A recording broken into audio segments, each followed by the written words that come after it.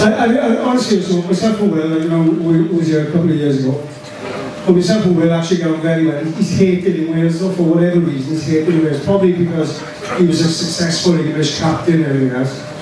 But typical of me, just a couple of years ago, we were in the Angel Hotel before Wales England game. I was buying him drinks, I was buying his mate drinks. But all through the night leading up to the game, he was talking to me about England are going to beat by 50 points, they're going to win the Grand Slam, they're going to win the Triple Crown.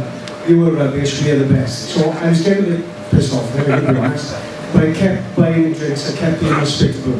As we walked out the Angel Hotel and go to the ground, Will, in fairness, mate is on the other side of the road, shouts, "Will, how's it going?"